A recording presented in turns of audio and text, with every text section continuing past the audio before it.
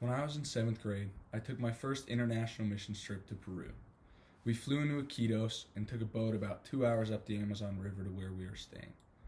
Um, the goal of this trip was basically to travel around the different villages near us and minister to the women and just play with the kids. However, I went into this trip with a very skewed perspective of what being a servant truly was. You see, I thought I could just go into these people's lives with all their problems and poverty and fix them. This all changed when I met Luis. Luis was a 10-year-old kid who lived about 30 minutes from where we were staying. Um, we went to his village on the third day, and me and him were drawn to each other immediately. We spent the whole day playing soccer and throwing a Nerf football around. Um, we couldn't really communicate with each other, but we didn't really need to. He was just such an awesome kid, so happy and joyful, and just so full of life. However, it broke my heart when he showed me where he lived. Luis lived in a single room shack with his entire family. I'd never really seen poverty firsthand before, and it really struck me off guard. But what amazed me most about this little kid was his ability to be so happy with so little. He was so joyful and just so loving to others, even though he had barely anything.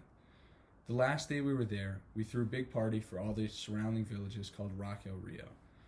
We had a soccer tournament, crafts, a free concert, and free food.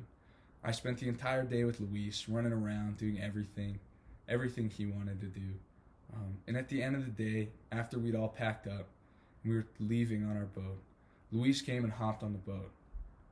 As we were pulling out, he gave me a big hug and then dove off and swam back to the shore. He didn't say anything, and I wouldn't have understood him if he did, but he didn't really need to. Um, During this trip, I think I learned two really important things, both from Luis. The first was to never take anything for granted. Seeing how Luis lived had really shocked me. I never really seen anything like it before, and um, I think coming back to the U.S. with all the blessings we have, I was just really grateful that this was where I was born and that I was able to go kind of learn about the rest of the world through this trip. Um, Also, he taught me that I think he really served me on this trip more than I served him. Um, Seeing just how happy he was with so little um, just really expanded my mind, I guess. I realized that being a servant wasn't about fixing people's problems because there's no way I could have fixed these people's problems. I was there for a week. Even if I was there for years, I don't think I could.